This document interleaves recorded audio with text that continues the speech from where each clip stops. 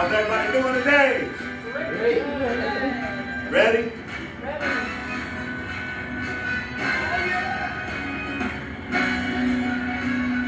Does anybody know who this group is? No? Alright, next slide. So who is it? Next slide. Yeah, there you go. It cuts off with the slide. So I'm going to be sharing with you guys. First, we're going to kind of bring everybody into focus for a second.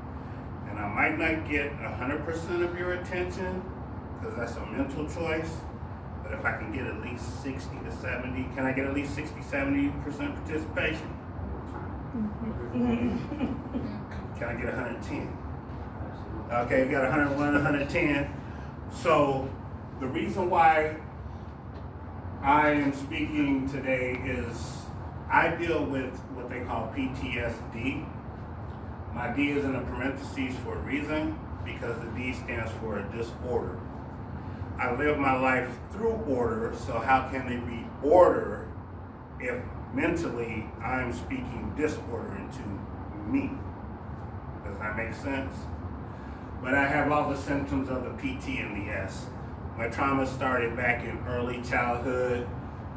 But before we go to the next slide, I want to, if you have any veterans in your family, we're going to respectfully thank them for their service. I was stationed in Germany. I was in the Army personally, and South Carolina, Virginia Beach, or Richmond, Virginia, that's where I served. So when I came to Omaha, I ran across two beautiful young men who were original. If you ever seen the movie Red Tails, it's about the Tuskegee Airmen, the original black fighter plane pilots during World War II. Those are two of the remaining living ones, but that was 4 years ago, so they're both passed now. Next slide. And this is where it all began. Passion. So my opening statement is that people speak passionately, especially when they're talking about something that they're really passionate about. So sometimes they get hyper, sometimes they get loud. But what I don't want us to miss is that passion does not necessarily equal accuracy. So you want to make sure you consider the source of when someone's talking to you. They could be passionate about it, doesn't necessarily mean they're right about it. Oh, this is the tribe, not called Quest. Look at little old me. Oh. And that's, of course, I give back. I'll go downtown. I'll get on that saxophone a little bit and play at the old market. It's me on the keyboards.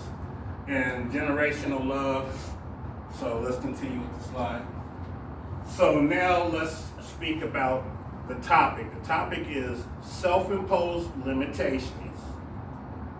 Specifically, the new word is called syndrome, imposter syndrome. Y'all want to write that down? Imposter syndrome.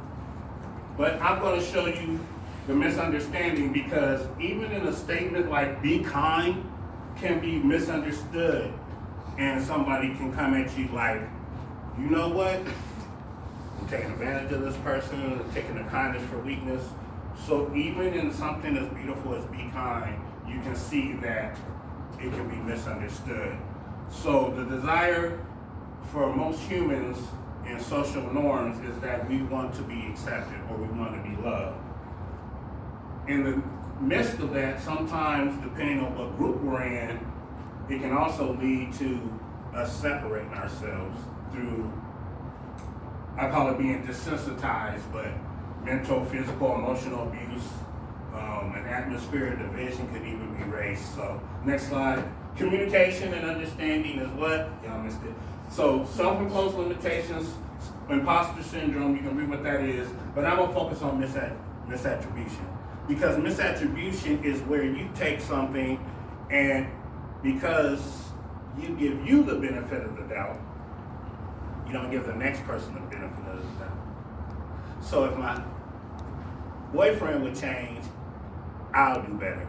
My girlfriend would change, I would do better. If it wasn't for my parents drinking, I wouldn't be the way that I am.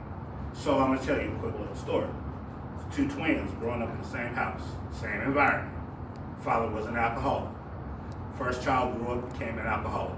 And he said, I'm an alcoholic because my daddy was an alcoholic. So now I'm an alcoholic. Second twin said, because my daddy was an alcoholic, that's why I'm not an alcoholic, because I learned from his mistakes. Next slide. Misattribution is when we implode. So, hey, good job. So, you, me, nobody can hit harder than life.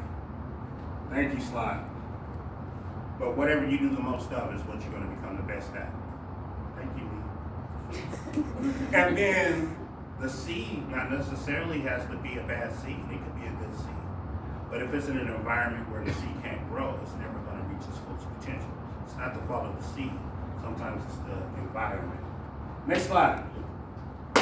So now we come to how we replace our imposter syndrome. We're going to focus on our superpower. In this particular superpower, we're going to focus on self-love. Because everything begins from the inside out.